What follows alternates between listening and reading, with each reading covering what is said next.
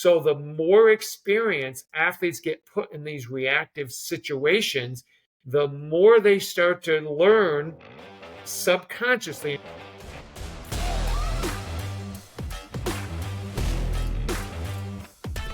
Welcome to the Athletic Performance Podcast, a conversation for all things performance related. I'm your host, Ryan Patrick. Today we're going to do a deep dive on everything speed, power, and strength. Thanks for listening, and I hope you enjoy this episode. Hey, what's up, guys? It's Coach Ryan Patrick, and today on the Athletic Performance Podcast, I have Coach Lee Taft. Lee is probably the world-renowned expert when it comes to multi-directional speed. He is a guy who has been doing this for 30 plus years. He has a wealth of experience. Lee is the most unconsciously competent coach that I've ever seen. The way he can see speed, the way he evaluates it, the simplicity of his intervention and the effectiveness of it, he's second to none. And he's a guy that I've learned from all the way back to the time when they actually sold DVDs for training related products. I've been through retreats at Lee's house. I've been through a number of seminars that Lee has taught, and I can tell you he is a guy that I come back to time and time again because he is just so amazing at what he does. And in today's podcast, I wanted to ask him about a few things that I just haven't really heard him expand on a lot. Number one, we're talking about a lot of change of direction. We're talking about single leg change of direction when there's insufficient time for a repositioning of the inside limb. We talk about evasive maneuvers, specifically offensive and defensive agility, and how submaximal speeds are allowing athletes to create space. We talk about reactivity, using reaction time in training and how to consolidate this long term so that athletes can be better at predicting, what movements are going to be following up. So this is an amazing podcast. Lee and I go in a number of directions. I think if you're a coach, you're going to get a ton of information from this. And so without further ado, here's the podcast with Lee Taft. All right, I have Lee Taft on the Athletic Performance Podcast today. Lee, welcome to the show. This is a huge honor. You've been a major mentor of mine when it comes to speed training, so I'm super excited to have you on. But for people who are not familiar with you or your work, can you just start by telling us a little bit about you? Sure. Thank you, Ryan. I appreciate that. And, I feel, a lot about you as well and all you're doing and our friendship that we started, many years ago. So this is cool and I'm happy for you with this show because it'll not only is it a great opportunity for you to connect, but you'll help a lot of people who tune in. So this is great. But yeah, I've been pretty much a coach for, my entire adult life, whether that's actually coaching athletes in a sport. I've coached many sports. And then obviously as a strength and conditioning coach, same thing, over 30 some odd years of doing that. And I was a phys ed teacher is what I started out in, and my entire family were, in teaching. My dad was in it for like 44 years. So that was that's kind of the seed was planted way back when I was a young kid that somehow I was going to be involved with athletics, whether it be through physical education and educating that way and, coaching. And then obviously got into the strength and conditioning field and, I enjoy it. And now as I've gotten older, I'm still back into coaching high school basketball, and I help with track and I do some other things, but still doing my training. I just finished training an athlete before we jumped on. So still enjoying it. Yep.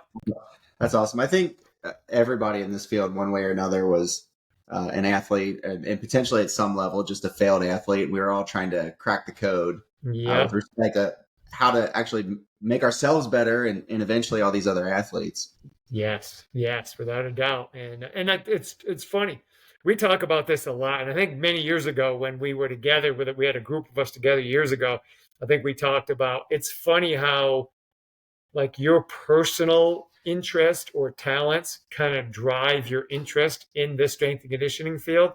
Like you don't see a lot of, 295-pound guys that get into speed and quickness. They get in the weight room, right? And they lift. And then you don't see guys my size, being powerlifting coaching. It's not that we can't go the other way, but you kind of follow what you're good at. And I was always pretty fast and quick, and it interests me. So that's how that's how I stayed with it. I was like, well, how do I move my feet, and how does that Mhm. actually happen? And that's what intrigued me to look further into it. Yeah, there were two like turning points for me just in the trajectory of like coaching. So I was a strength guy, powerlifting guy, did Yep. even a little bit the strongman, which is like the athletic version of powerlifting, if you will. Yeah. And one was we had this high school kid who he had done a ton of strength training with. And we didn't have any turf at the time. The facility was kind of wedged in the back of Yeah. my wife's dance studio. We had co-leased the space. And I remember watching him jump hurdles for the first time in about 6 months. And I was like, oh, we did this kid wrong. Cause it was like, I mean, he was like an anchor. He just thudded on the ground. I'm like, this is not good. And then the second one was a little more personal. During COVID, I had just got my first like professional NFL running back, and I'd worked with him maybe 3 times, and then we had to shut the gym down. And I'm like, I don't know what's gonna happen, man. Like, I guess you can come to the garage, we'll start training at the house, and I that was like coming right off the heels of where I think I had peaked as like a strength athlete, Right. and trying to teach some of these drills was embarrassing Hmm. of how slow, how uncoordinated, just how ineffective I was. And I'm like, well, you don't do it like this. This is what I need.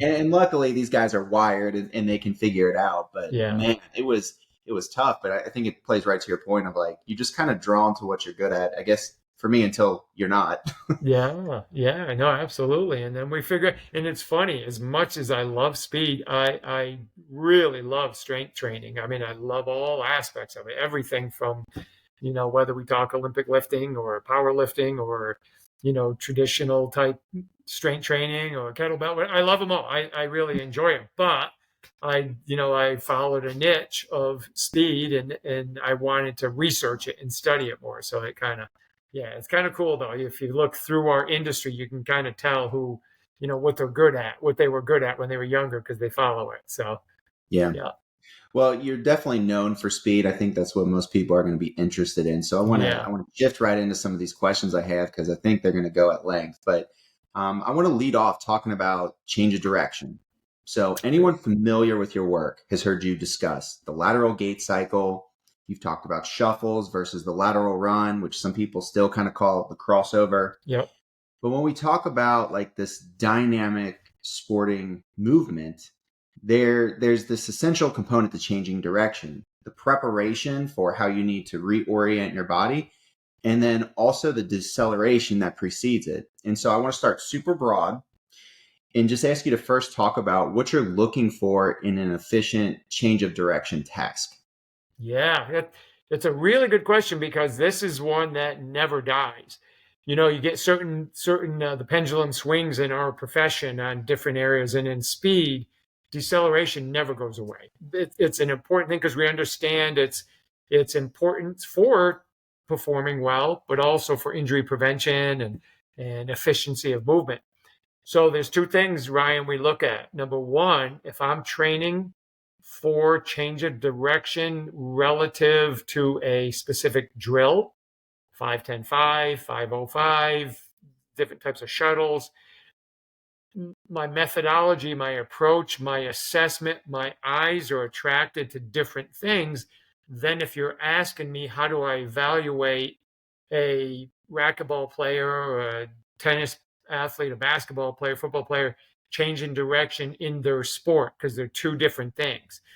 Number one, when I'm evaluating an athlete changing directions for a designated drill, a rehearsed pattern, like a shuttle, I know I can take advantage of some things. I can start to early prepare. I can start what we call a tilting response.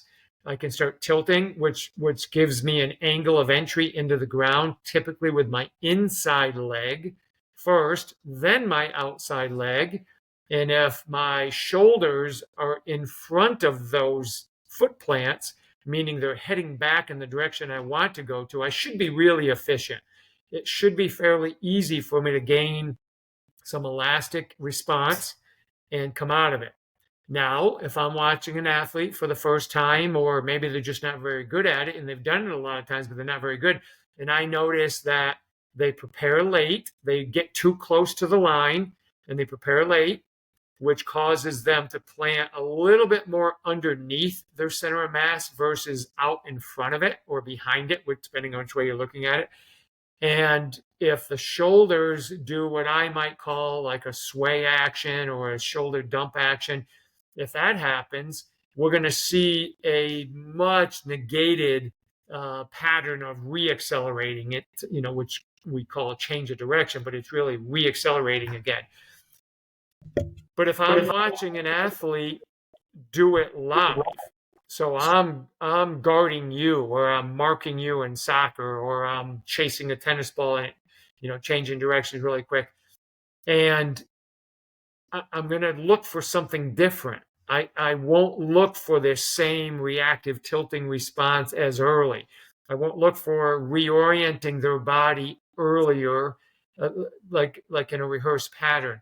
I'm going to be looking for more of a repositioned action with their outside foot, and the inside leg is going to prepare earlier to take over once I start changing direction. So if I'm moving to my left and all of a sudden you change direction on me, you're going to see my left leg reposition and get wider. And that's going to serve two purposes. Number one, it's going to stop my momentum from going to the left, and it's going to restart or reaccelerate me going back to my right.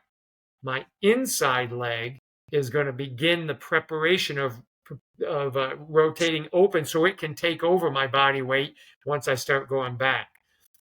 So we kind of see that with the first example I gave of a rehearsed pattern, but the difference is in a real reactive change of direction, we often don't have time to put our inside foot down, then our outside foot, shift our body and go. It's too slow. We get caught. Not saying that we don't do that at times, but that isn't the initial action. So hopefully that makes sense, as to kind of what I'm looking for based on live change of direction versus a little bit more patterned change of direction. It's always this battle of the rehearsed, I like to call choreography, where there's planning and preparation, a known, where you're going, when you're going, because I'm cutting off this line and I'm heading this direction. That's right. Versus something that is contextually relevant where I'm reactive. And, kind of diving into this concept a bit deeper.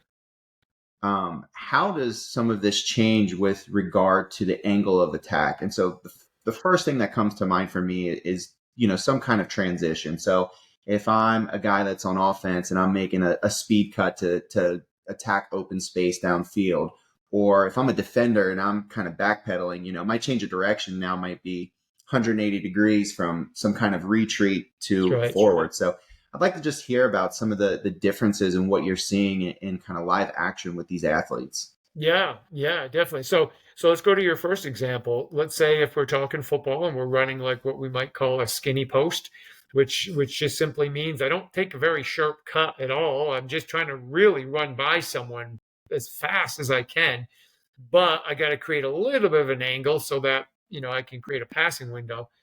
I'm going to try and limit how much I lower my hips. And because I'm not lowering my hips a lot, my ability to plant very wide goes away. Because if my hips stay high, my legs aren't going to get longer. So I'm not going to be able to, I'm only going to be able to plant as long as my leg is outside my center of mass. Right. So on a skinny post or any kind of pattern that's just really like, you had mentioned, before, like a really small degree of cut. We're looking to try to maintain speed and not interrupt that momentum. We may use a little bit of an eye fake, a little head fake, something to get our defender to move, and then we go from there. So we don't have to do too much in terms of negotiating our body position. Now, when I start doing something like a back pedal to break, or let's say a soccer athlete or a basketball player goes really hard up court or upfield, and then they break into open space to receive a pass. Now, what has to happen is number one, we got to lower our center of mass, because if we're going that fast and we keep our center of mass really high, it's just hard. We're not that we can't change direction, but we might take an extra step or two just because we have so much momentum. But if I drop my hips and I angle out, and my angle of entry is pretty sharp, like 45 degrees, 38 degrees even. Sometimes we really get sharp on this thing, and we get into that angle. Now that angle, again, like I said earlier, doesn't just stop me, it starts me. And that's what's critical. So we have to be able to establish a methodology of teaching to be able to help athletes negotiate, how do I accomplish the task? Like, what does cutting mean to me at that moment? Because one moment, running the same type of pattern or same play, it still will be different, Right. because maybe I got driven a little bit further, or maybe I just a little bit different angle. Maybe I came in a little bit hotter than I did the last time. So we basically give the athlete these opportunities to practice and self-discover where the angles are. Your job and my job is to say, well, your body figured it out. The problem was your foot angle was bad. You didn't go ankle bone, hip bone, which I like to call. So ankle bone, hip bone means if I'm turning and doing a shuttle run, I'm coming back. When I plant my foot, I want my ankle bone and my hip bone facing the same direction. So I'm not creating extra torsion. I can get plantar flex. I can do full foot contact, and I can change directions really, really efficient off that. So we can identify that stuff. We can do it through film breakdown. But if you know what you're looking for, sometimes you can see it just with a naked eye right off. And if we teach from a model, then we kind of can understand it. So even live, you can see somebody cut really quick. And if you understand the model that you're teaching from, you can see, well, the shoulders kind of leaned too far away, which we'll call a sway, or we dipped too much, or whatever. It could be a number of things. So that's basically what I look for when we're doing it. Yeah, I think that's great. I love the ankle bone, hip bone, because, everyone talks about the knee and the knee positioning, but really it's kind of a byproduct of what the ankle and the hip are doing. Exactly. Yep. It kind of fills in the blank. The hip's going to turn, the ankle's going to follow, the foot's going to turn. If the hip goes, if the hip starts turning and the foot turns out, the foot is naturally, even if it's a full foot contact, is going to be plantar flex. Well, when we're plantar flexed, even a small degree, we're less stable, and we're gonna gain what we call a knee glide, and then to change directions off that, it's going to be delayed. And worst case scenario, there's a potential for rolling your ankle or injuring yourself. So yeah, we want to make sure we work on those. Yeah. How do you navigate the athlete who does want to turn out? I've seen a couple contributing factors. One, a lot of the shoe selection by our athletes is very poor for lateral change of direction. And we work indoors, so it's turf where we can't use cleats. Yeah. The other one is I see a lot of athletes who, it seems like, especially my football guys, they're very tight, especially in the back part of their hips. They do like to kind of start to turn the feet out, but I'd like to hear you just riff on these ideas and talk about improving that foot contact at the turnaround. Yeah. So if you have an athlete that naturally does that, you're going to, hopefully get an assessment, whether you do it or somebody else helps assess, and orthopedically look, do they have range? First of all, are they capable of getting there? And if they're not capable right now, would they be capable if we did some exercises? And what I mean by that is you're going to have I actually happen to have a relative that the structure of the femur that fits into the socket is built, he was born where he just is never going to have a straight foot plant like we would want. It's always turned out, but it comes from a bony block. Yeah. But in most athletes, they just lack range of motion, whether it's from the foot joint or the hip joint, or maybe stability as well. And if we can regain that, and sometimes all it is, it's not even always mobility. Sometimes it's just activation. Once they activate and they turn on, then the body says, okay, now I think I can give you some range of motion there, because you kind of, central nervous system was turned on, so we can gain it. I do that all the time, even right out here in my garage, I get kids come in just so stiff, and we don't even do range of motion sometimes first. We just do some activation exercises, and it gets them to move really well. So once we establish that, now it's teaching them. But this is where we take the teaching methods and we go to kind of a part whole versus whole part. My Mm-hmm. assessment is always whole because I want to see what they bring to the table. Then I'll break it down and say, okay, we're going to work on foot plants. And one of my techniques is a low box technique where we switch our feet really quick and they get into a plant. We're checking hip angle versus ankle angle. And if they're very similar, we're pretty happy with that. And can they get in and get out of it? Then we'll start doing it where they actually face the box. They go at the box and then they pivot around, which we'll call a rotational stop. And then they plant from there. So I know now they can navigate not only a lateral or like a shuffle stop, but they can also do an angular or a shuttle stop. And once we've gotten that, then I'm good to go live in any kind of tier 1, tier 2, tier 3 type exercises where they can actually change directions aggressively. And if they cannot, there's a bony block, we just try to give them all the range that they can. So whatever range they have, they're going to be able to be stable in that range. Even if they can't get ideally perpendicular to the direction you want to change from, as Mm-hmm. long as they're close and they can absorb and stabilize it, I'm good with that. I Yeah, think that's I perfect. answered. Yeah, I hope I answered Yeah, everything. no, that's perfect. It's the the low box series. We use a ton of that because you can talk till you're blue in the face to some of these athletes about how to cut or what they're doing. And I tell them everything we do in here is decontextualized. You don't have an Yeah, opponent. You're not manipulating a ball or a racket or something else.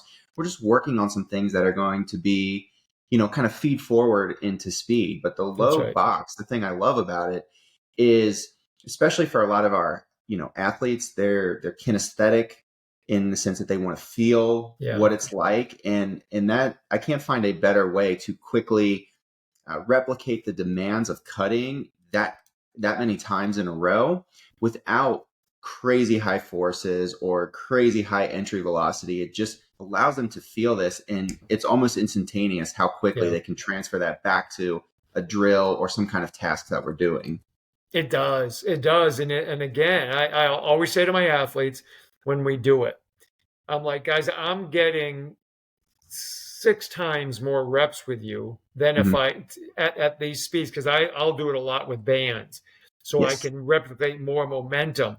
I said if I wanted to do this with you guys, you're going to have to shuffle, like the length of the foul line or the length of this to build that kind of speed up, and then you got to come back. We'll do it again. I'm knocking out 6, 7, 8 reps in a matter of 5 seconds on one leg. Then I can turn, you get the other leg, and we Yep. get those high reps. And it does. It's really, really valuable, and it's easy to coach from. Really easy to identify because you kind of know where they're going. And again, you made the point. We're not we're not putting them in a situation where they're reacting to an opponent. That's going to happen. This is like you and I using strength training to get Hmm. them faster, stronger, healthier, more mobile, more stable, whatever. Well, we don't use strength training when they play either, but it's important that we use it, Yep. prior to them playing and off practice time. Same thing with speed and agility. We're going to break things down at times that might seem a little bit mundane, a little bit boring, but we got to fix the overriding issue at maybe a joint or an angle or whatever. Yeah. 100%. Okay, I want to continue to build on change of direction, and I want to dive into an area that I feel kind of supersedes just speed. Yeah, Because when we talk about the lateral gait cycle, we talk about these quick changes of direction. I think our focus as an industry, and really as a coach too, to talk to parents, is we want to maximize outputs. How fast can you do it? How quick? How fast is the rate of force development? But when we're talking about some, offensive and defensive agility, there are evasive maneuvers that are not happening at top speeds. And so I just want to hear how this kind of fits in or how you coach it. Just the framework for athletes who really need to create space. And, one of the ones that comes to mind to me is like a wide receiver. They're yeah, starting from zero. They got about, 5 yards. They're going to make some move at a half speed, and then they're going to hit that next gear. Yeah. Yeah. Yeah.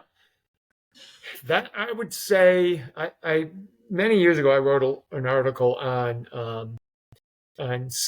submaximal speed is what athletes have to get better at, and it kind of frustrated some people. They're like, no, we need to maximize their speed. They got to get faster. I'm like, yes, ultimately we want athletes to be as fast as they can. But if we were to look nowadays, you got all the GPS and Mm-hmm. analytics. You can say how fast athletes went through the entire game, how many times they reach, near maximal speed. And then depending on the sport, it's never.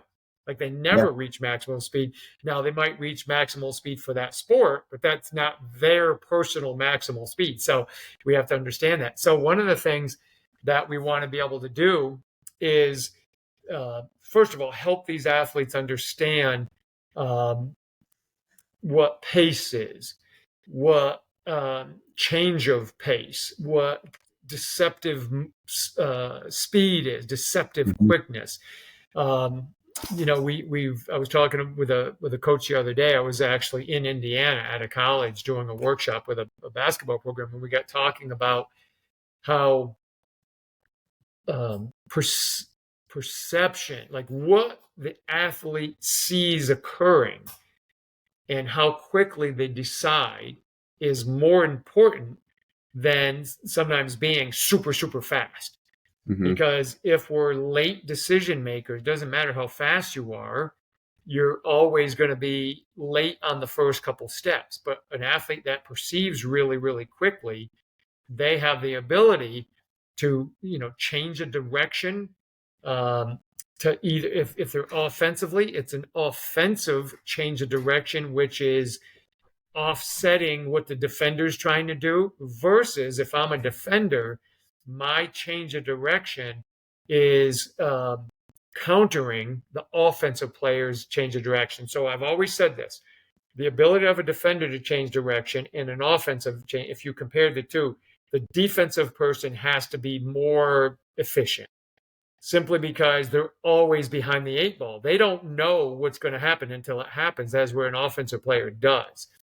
Mm-hmm. So when we're working on this change of direction ability, and we're working on it in a task specific environment, and we can make that happen in our environment, even though, like, I might be working with basketball players, even though I'm on turf and there's no basketballs, there's no goal, I can still put them in situations where they have to be able to react to an opponent and go. And what we want to do is make them understand deceleration a lot of times is just about changing pace, meaning either going really quick to slow, really slow to quick, or intermittently in between, and making defenders do something that they probably don't want to do, like open their hips really quick, and then I come back against that. That's Mm-hmm. your example of a wide receiver going 5 yards, deciding, well, if at that 5 yards, and even if we say like 7 yards, I can get that cornerback to turn their hips, then I break coming back.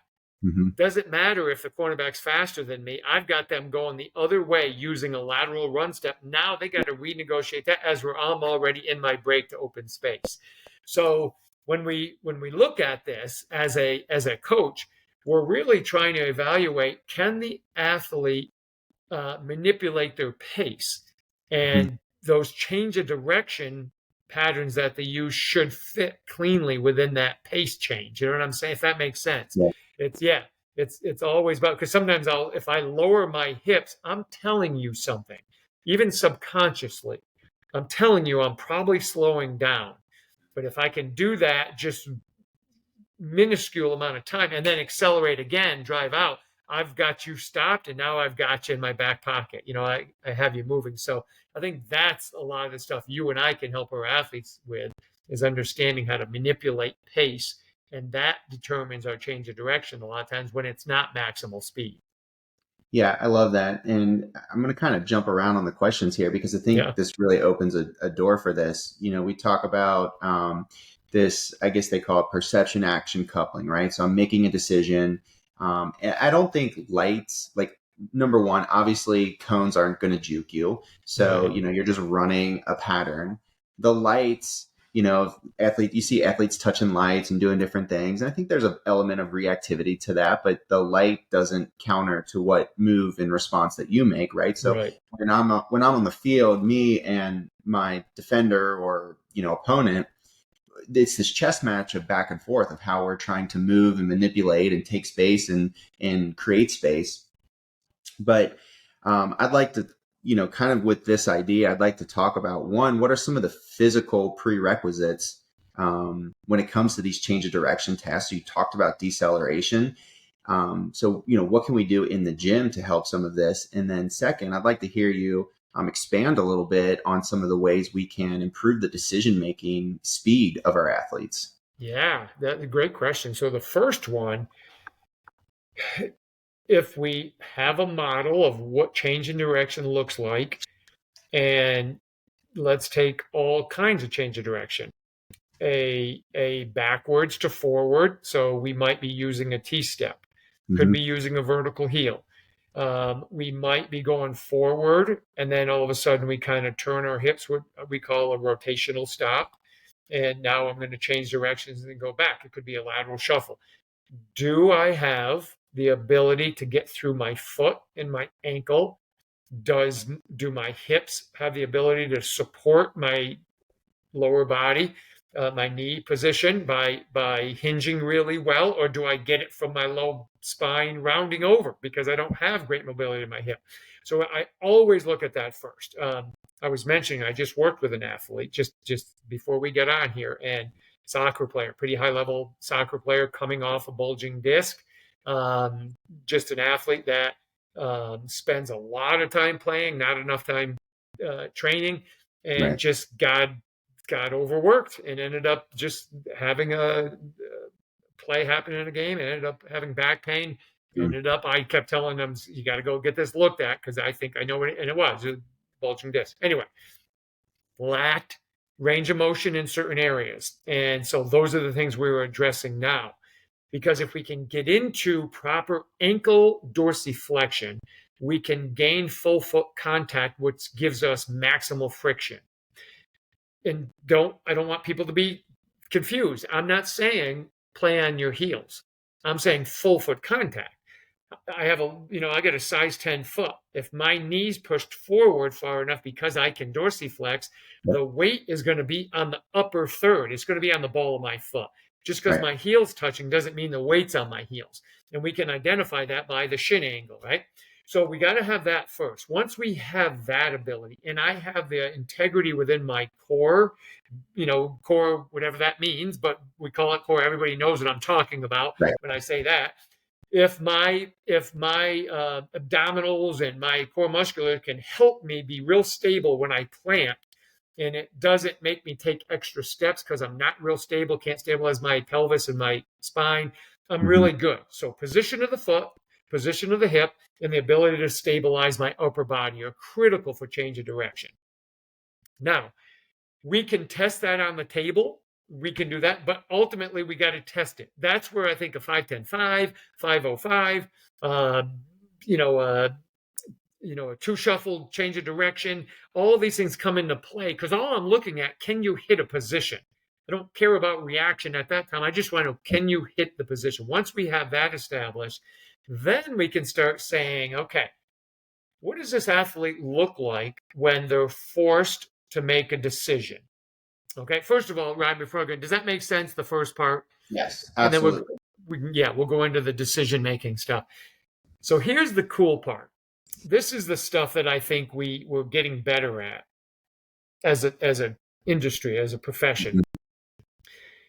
Decision making is as much about experience Mhm. and memory, stored memory patterns, as anything.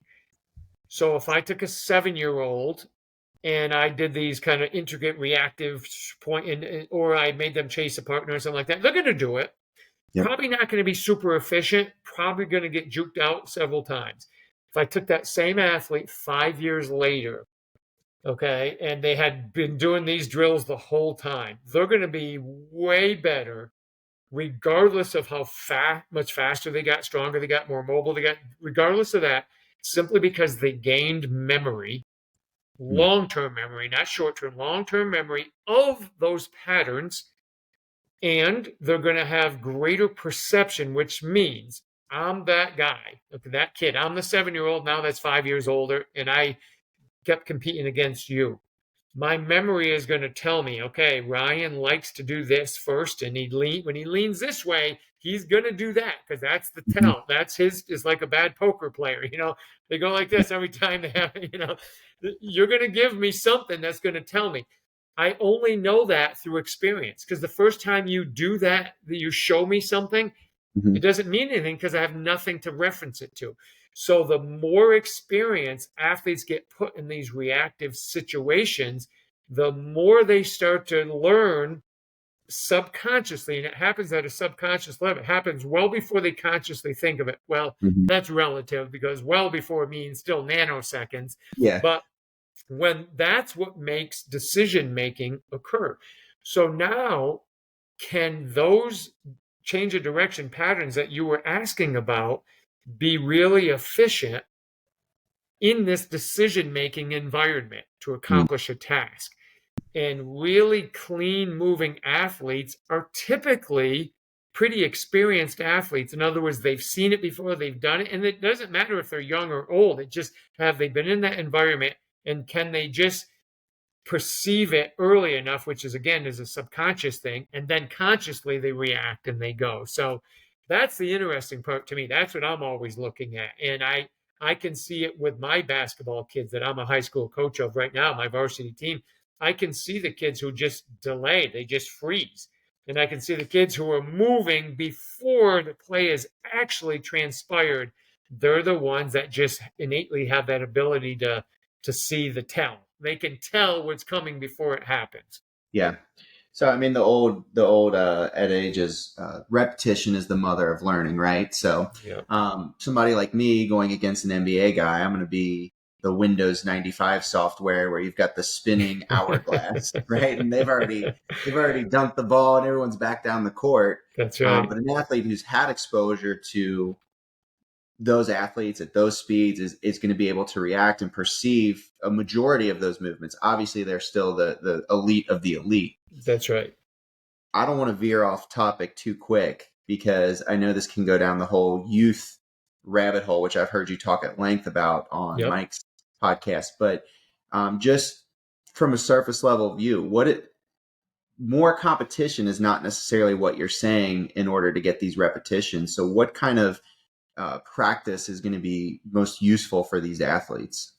Yeah. So in our environment, we can recreate situations using, like, I have a system I developed a long time ago, and kind of I did it with through my teaching experience and ways to challenge athletes. It's a tier system, so we can do things that can be still very perceptive based and reactive based, but it can be controlled. So we Mm-hmm. could do a tier one, which just simply means the athlete knows where they're going to go. They just have no idea when it's going to happen. And then they have to Mm-hmm. react when it does.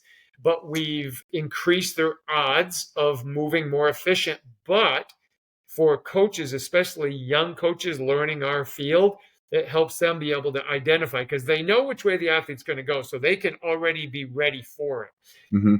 But then we move to a tier two, which is an exercise where they don't know which way they're going to go and they don't know when. And now we're starting to get a little bit more reaction, but it's still a pretty controlled environment. And then we get to a tier three where it's anything goes, change of, mirror drills, tag drills, and you and I can use a constraint led approach where we can control what the tag game looks like, how we're tagging, the footwork we're using while we're playing tag. It could be a number of things. But the athlete is still learning to perceive the environment, and how does that perception help them accomplish the task at hand.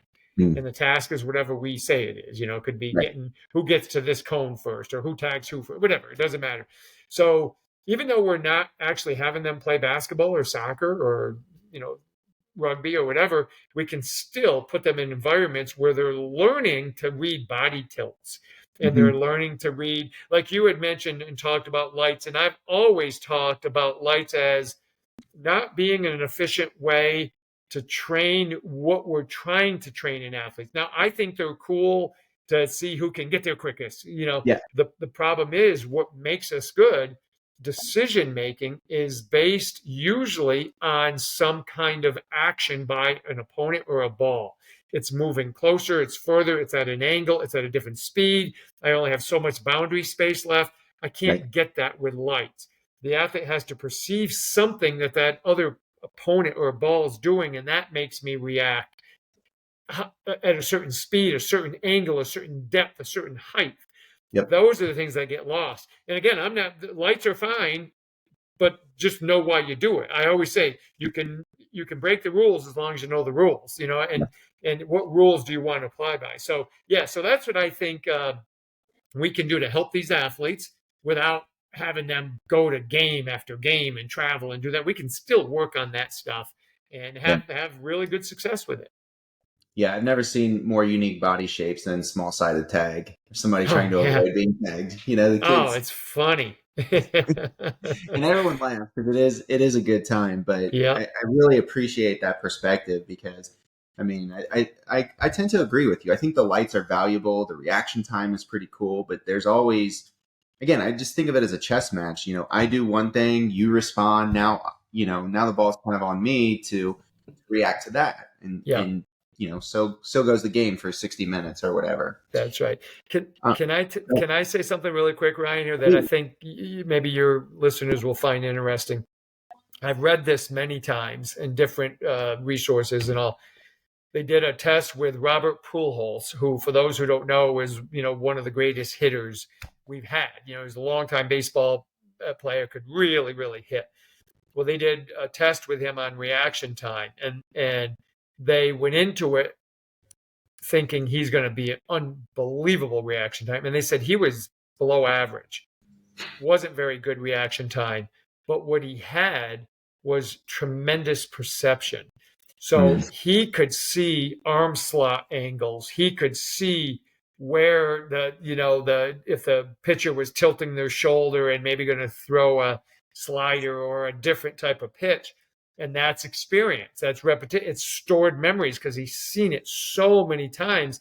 So subconsciously, he's already starting his swing in his mind prior to consciously actually starting to swing because the amount of time that a baseball gets to the plate is faster than, like, I think it was something like 0.4 seconds or whatever it was, and you can't react that quick, so you mm, have to have something that tells you what's coming prior to that. And so I think that's what tells us right there. It's perception, and the more practice you get at perceiving things, the more stored memory. And then when the brain sees something similar, it triggers, there, here it comes, get ready. And it happens subconsciously. Yeah, I think that's such a testament to what we already talked about of doing multiple reps on something like a low box shuffle. It's just you're going to myelinate these pathways so that it That's right. becomes more of an autonomous response, Exactly. especially under the constraints of time, pressure from an opponent, or, Yep. whatever it is inside of a game. Exactly. Yep. Okay, you alluded to this a couple times, and I don't want to gloss over it because I think this is worth digging into a little bit. We talked about doing, predictable change of direction, the 505, 5-10-5, where an athlete knows they're going to need to reorient their body. They're going to be able to capture two foot ground contacts. But you talked about when they're doing some of these reactive scenarios that we may not have time for that inside leg to reposition the way that we need. And so a lot of Right. the task demands are on that outside leg and creating a wide plant angle. And so, kind of going back to what I know about you and what you talk about with the lateral gait cycle, is this something that is similar to that? Should we be observing this kind of single leg change of direction as something that's totally different? Just, I would love to hear you kind of expand on this. Yeah, again, and it's funny because when I first started studying this stuff a long time ago, and it was before we had easy access to video. I had to look at some old footage of stuff, and I would notice um, when an athlete changed directions quickly, whether they're in the lateral gate of a Mhm. shuffle or lateral gait of a what we would call a lateral run, or some people call it crossover. When they're in that, and all of a sudden they had to change directions. It happened quickly. The foot that is the lead leg of the direction they're currently traveling. So I'm going to my right leg is my lead leg while I'm shuffling. And all of a sudden, there's a change of direction. Well, that foot, that right leg, could be the last leg that touches the ground, or the last foot that touches the ground, and it becomes the first leg that touches the ground again on a reposition. So I'm moving to the side. I've touched that right leg down. I'm ready to go through a normal gait cycle. I'm ready for my left leg to push, but all of a sudden I got to change direction. I go from a I go from a abducted foot underneath my pelvis, all of a sudden to a quick abducted position. I stick that leg out really fast. It sticks the ground. It initiates deceleration, which turns into reaccelerating. And then I go into whatever move I'm going to do going back. It could be a turn and run. It could be another shuffle, whatever. And the cool part about that, Ryan, is it's done without a tremendous amount of level changes. I'm moving along, and all of a sudden, pop, that leg goes out really quick because I'm reacting to what happens. That's where you and I, as people who have to assess movers, that's when you and I say, okay, they're not really getting, they're not hitting great positions. I can start assessing them, even though they reacted well, like their Right. legs stuck out well. They kind of get stuck. Their shoulders sway, and they do all this kind of stuff. We can really start to evaluate. So those are the things you want to look at. So that ability to go from a lateral gait to reposition really quick is paramount. That it goes from the outside leg to the outside leg, not outside leg in the gate to Yep. inside leg, then back to the outside leg. Because it's Right. not going to happen a lot when I change directions really fast. The only time it would is if I'm going massive speeds, like a cornerback starting to turn their hips and run. All of a sudden they break back. I might go couple, two, one, two, three, boom, Yeah. inside leg because I have to. But they're still trying to dominate with that outside leg to get back to the inside. And the last point I'll make is, I don't know if your, listeners will see this or not, but if when I plant, so if the bottom of this pencil going to my right plants, and the eraser, which is the outside part, that would Yep. be my right leg, that's the widest plant, that plant leg angle goes up through my leg, through my core, and then out my left shoulder. Mm. That's when your change of direction is most efficient and quickest. That's no different than if I were coming out of the blocks. I would want the force to go from, my foot all the way up through the top of my head. Well, when I change direction, it goes from that outside foot through my leg, through my hips, right up through my ribs, out through that front shoulder. That's the line of force we want. And that happens quickest if we reposition that leg to the outside really fast and we stick it, because it gets outside my inside shoulder. The plant Yep. leg has to be outside and drive through that inside shoulder. Oh yeah, that's awesome. The angle, like seeing it, how similar it is in both change of direction and linear acceleration. I've never really Yeah. thought of that, but I guess the physics of it just Yep. make it so. Yep. You got to take the energy from the ground and you got to move it through your body. It could be a vertical jump.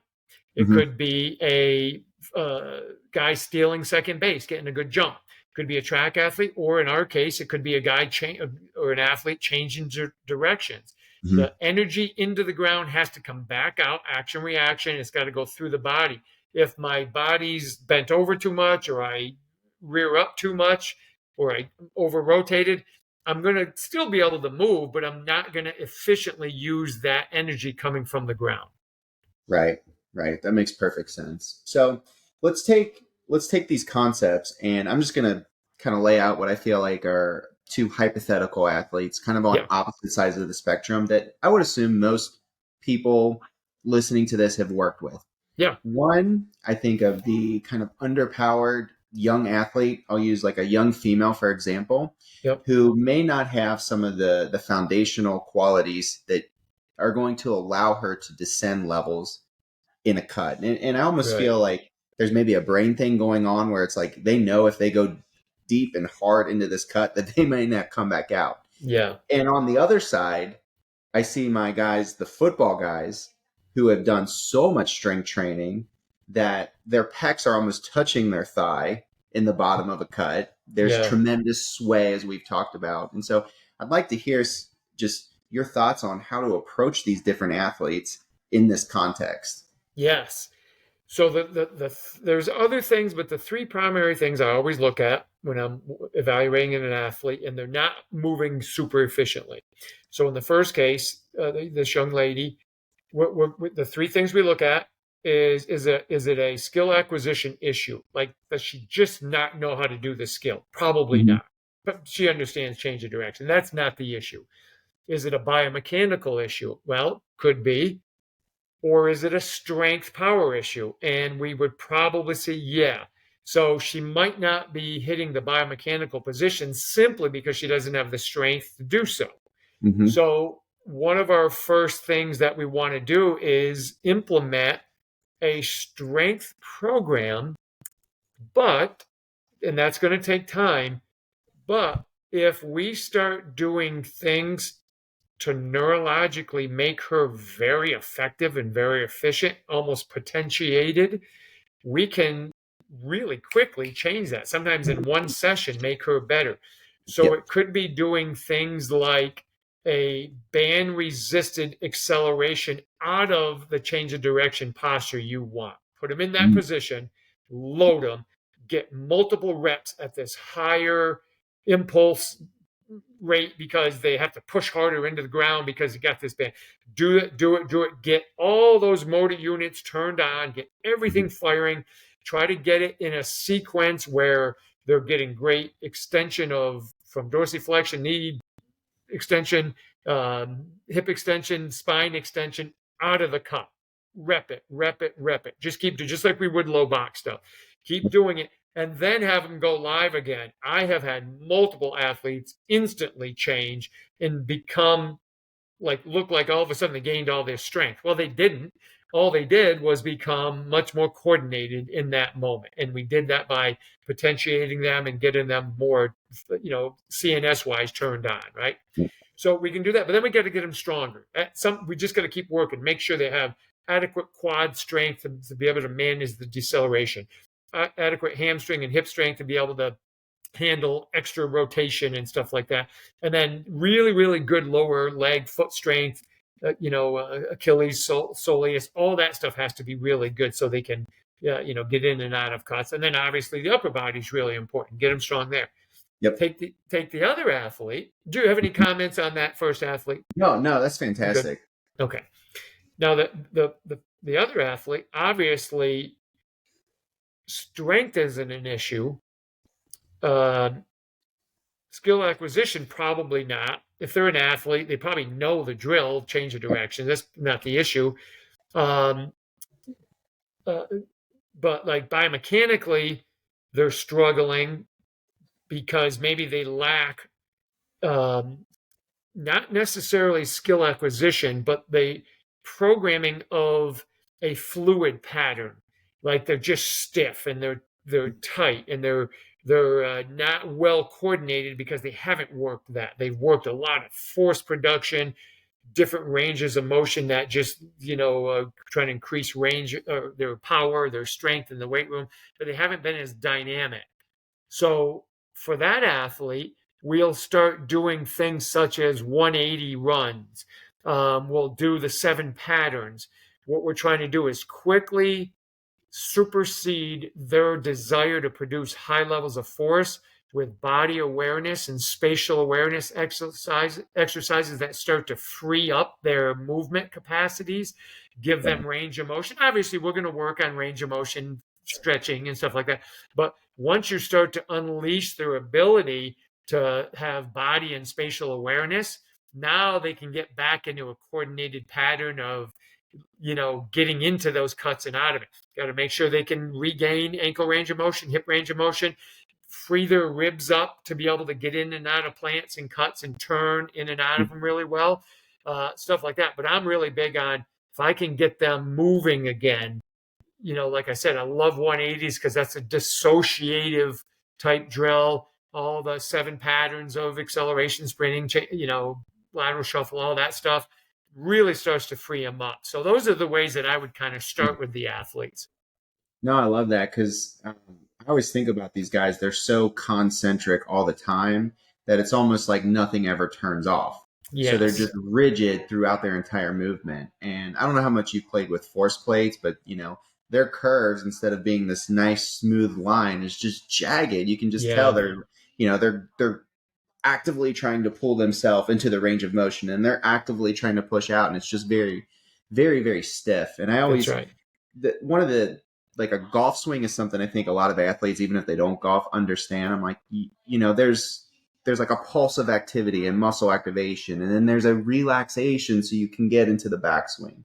That's You're right. not gripping the club as hard as you can with white knuckles through it. So, but what you talked about is just getting them moving, getting them some air, some space, some Yep. separation to actually be able to move is accomplishing a lot of this as well. Exactly. Yep. And then they'll start to just through that stuff, they'll start to restore elasticity. And when they get the elasticity, now they can get in and out of these cuts and not muscle in and out of all ways. Let it be a little bit more elastic because that's speed. So sometimes just doing the running and the jumping and the 180s and all that stuff, they get a little bit more elasticity back. Yeah, that's awesome. So Lee, we've been going pretty hard. Want to wrap it up with just a couple more questions. Yeah, I can this is take a little great. bit more of time, my guys. So, we talked a lot about the details of the cut and change of direction and evasive maneuvering, but I want to like zoom out and talk from like a programming perspective. How are you layering this into the development of an athlete? Are we talking blocked practice, random? Is it a mix of both? Certainly going to be a mix of both. I think one thing that we want to be able to do is we want to be able to um, evaluate as much random movement as possible. Um, so if we're working change of direction, I've got to get them to perceive something and change direction. Well, even if it's just me pointing, boom, see me point, and when I point, maybe I point over your right shoulder, which means you're going to do a hip turn. And then when you see me point back, we'll come back to me. So I'm getting changes of direction randomly, and what it does is it's feeding their nervous system, but it's letting me say, okay, these are the areas they're struggling with. So now, right from that literal training session, that set, I'll go to a corrective. We'll do the corrective a couple times, boom, and we go right back to the reactive. So when I plan, let's say I had my sheet of paper and I had my workout written on it, and we're going maybe a 4-week block, and we're going to really emphasize change of direction. It's going to be very much whole, reactive, or perceptive type movements sprinkled in blocked correctives, Okay. the low box, the band, the payoff, the things that are addressing the issue they're having with their change of direction. Because a lot of times change of direction is an upper body issue.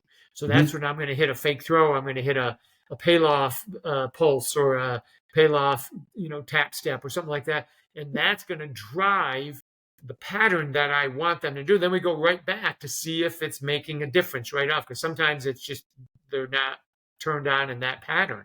And so we'll do stuff like that. And that's how I program all my stuff. Even if I'm working on just pure linear acceleration, very much react on my go. Let's go. Let's go 10 yards, 15 yards, whatever it is. But then I'm not liking something and maybe I'm going to do a couple sets of arm actions, where we're focusing on pinky getting to shoulder on the backside on those first 2 steps. Or Yeah. we're going to work on whatever. I do the same thing with change of direction. It's very much whole, find the areas I need. Let's select a corrective. Let's do it, fix it, and go right back to it. Now, to keep it so it's not so monotonous, I have a ton of reactive drills I can do. You can mix in a lot of stuff, but the correctives are pretty consistent. It's pretty consistent with what they need so we can override their problems. That's amazing. And if you're working with, let's say, a large group of athletes and you're going whole part, are you Yep. looking for, okay, on average, these girls are just not really adopting the angle that I want in a linear acceleration, and the correctives become pretty similar for the entire group. Would that be Yeah, fair to say of how you approach it? absolutely. Yeah, really good discussion with this with a coach the other day. Because here's the thing: the athletes that are really good with the pattern, they're reinforcing it. They're cleaning it up. They're just making the athletes that are struggling are getting the corrective they need. So, for example, Steph Curry, 90 something percent foul shooter. Well, he still practices foul shots because he's trying to make sure he doesn't have any rough edges. Um, you know, the player that shoots 49%, well, they're just trying to, they're just trying to get to 60%, and so they're working on the thing. They both need it, but the intentions are different. And when I have large groups, I can see the athletes that move really well. My cues are different to them. It's almost Mm. like effort based Okay. or economy based, as Mm-hmm. where the kid that's struggling, I'm kind of like, slow down, you're good. Just go, just do this. Go ahead, you're good. Now keep going. That's good. Next. And then the next guy goes who's really good. I'm like, go. You got to go harder than that. You got to Yeah. go hard. So within the whole group, I could have 50 athletes, and I'm kind of communicating to each segment that goes through a different cue that helps them. Yeah, that's amazing. You said something earlier that I never really thought about, but the tier system is so useful from a coaching standpoint because Yeah, it allows us to kind of slow things down and see it. But what other advice would you have to a young coach who maybe doesn't have the development of the coaching eye to see these things as right. quickly? Is it film? Is it a post hoc analysis? What kind of stuff do you think can help expedite the process here? Yeah, definitely film. Anytime you can, set up your phone or an iPad in a position that will capture while you're teaching. Hmm. I think it's good to be able to, if you're watching like this with your pad, sometimes it's hard to coach them, and it's hard to get a good vision. Like I like to see it, and I'll just have my phone or whatever capturing it, and then I can break it down. The other part is don't look at the whole system. If I give an athlete 5, 6, 7 reps of something, there's a couple of reps, I'm only watching the feet. That's it. I don't even care what the upper body's doing. And then I'll move up the body a little bit. Then I'll start saying, okay, I'm going to watch hips to the knees. What's their interaction there?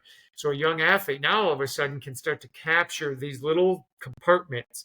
And then, how is the upper body and the arm swing or the arm gait affecting the body's movement, the athlete's movement. And so then eventually you can step back and watch the entire athlete's body, and you can see quickly how, yeah, the upper body affected the foot plant. You Yeah, won't see that when you first start out because you just don't have a model yet in your head. yeah, I've seen so many that it just comes to me naturally now. I don't even have to think about it. I can see it. And then film just reinforces it for me, and film allows me to show the athlete. yeah. It's still a tremendous help to me. I mean, I've been really diving deep into speed for 5, 6 years now, and I still film on the daily because it helps Yep, so much develop that eye. Strength it is easy. sure I watch does. a squat. It's pretty slow. You got five, That's six right. seconds when it's maximal speed. I'm like, it's done. I'm like, oh shoot, like what just happened? Yeah, yeah, without a doubt, and that's it.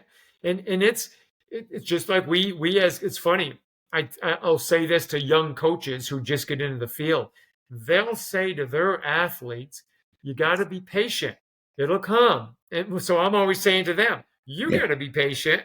It'll come to you. Just the more reps you get, it just naturally starts to become a part of your DNA. You just see things easier.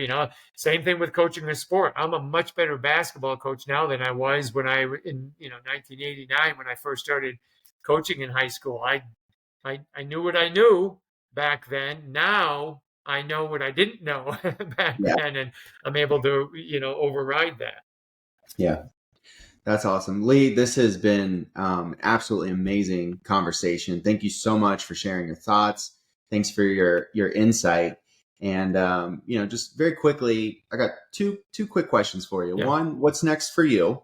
Because I believe you have a workshop coming up very, very soon.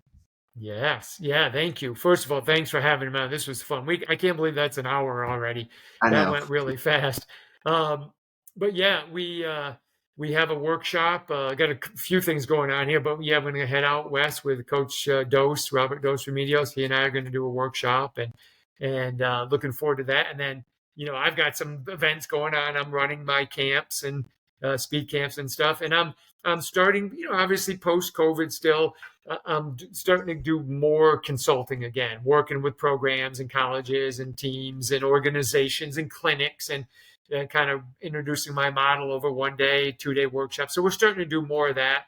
And and I'm a gym rat, so I love being in the gym. We have practice later today with some kids, and we'll break down some skill for them for basketball, and so I keep doing that. But that's kind of what's keeping me busy now. So yeah, it's been good.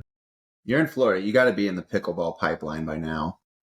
What's funny is this is so funny because when we first moved down here, my wife and I and my son, they wanted to play tennis, and I was a tennis player. So Yep. and we would go. We couldn't get on a court because everybody was playing pickleball. It was amazing. You couldn't get on a typical tennis because everybody had it.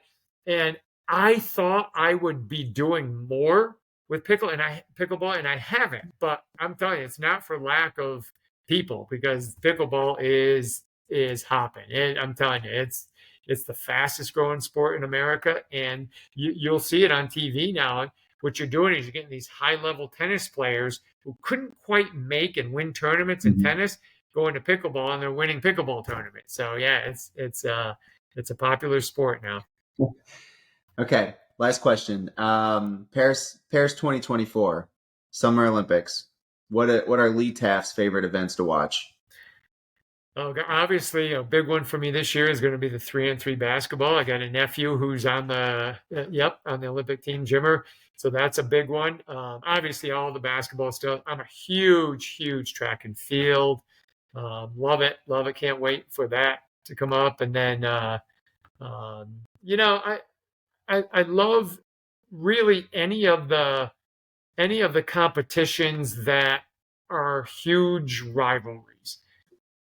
So you're going to see whether it's gymnastics, or obviously there's different times, like when the hockey, I know it's different times in all different Olympics, but I love watching the big competitions, and it doesn't matter if I know the sport well or not. That's what I want to watch. But for this summer, definitely the basketball. The 3-on-3 is going to be huge for us, to watch as a family for sure. And then the 5-on-5, because you're kind of getting a second dream team put together again, probably one more time. And then track and field, I just can't wait for that. I'm always intrigued because there's some good storylines this year. So I just, anything that's like world-class performance, it doesn't matter what it is. I'm just enamored with what the human body can do. Yep, absolutely. And to think, this is the part people forget. Let's say we have any event, especially in track and field, and they make one mistake. 4 years of training is done in a second of making a mistake or a false start or something.